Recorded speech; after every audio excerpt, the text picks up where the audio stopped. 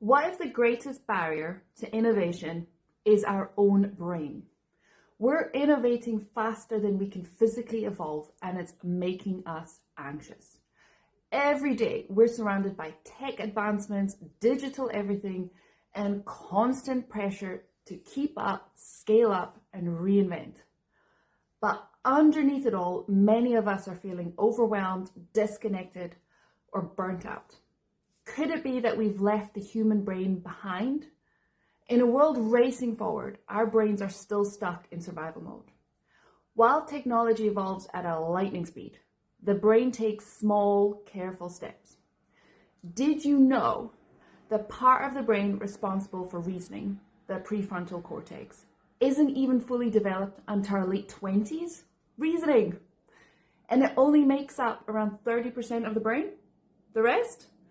Still wired for survival, threat detection, and repetition. So what happens when we throw this beautiful ancient organ into a world of hyper productivity, instant results, and digital everything? We get stress, we get burnout, we get climate anxiety, decision fatigue, and this constant feeling that we're running faster but connecting less. Our brains are built to keep us alive, not to help us thrive, even if surviving makes us unhappy.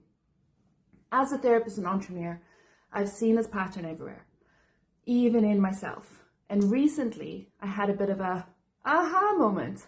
I started wondering, what would it look like to innovate with the brain instead of against it? People are craving new ways of working, not because the old ways are broken, but because they're not aligned with how we function physically as human beings. We can't keep designing systems that forget the brain or the body or the soul. We need innovation that doesn't just come from the mind, but works with it. Systems that feel sustainable, not just environmentally or economically, but neurologically. So, here's my theory. We're not evolving fast enough, emotionally, mentally, or physically. Not in a bad way, but to keep up with the demands of forced innovation. And the pressure to keep up is quietly eroding our well-being, our relationships, our sense of meaning. But what if we didn't force it? What if we let innovation be more human, more rhythmic, more curious? What if we learned from nature and gave ourselves space to think, to feel, to breathe? Nature doesn't rush. It moves in seasons. It creates systems that adapt and thrive through interdependence, not constant acceleration. And no offense, nature's been here longer than we have. This is just the beginning of a journey for me, and I'd love to get insight. I don't have all the answers. I'm still exploring, reading, looking at frameworks, and working through these ideas.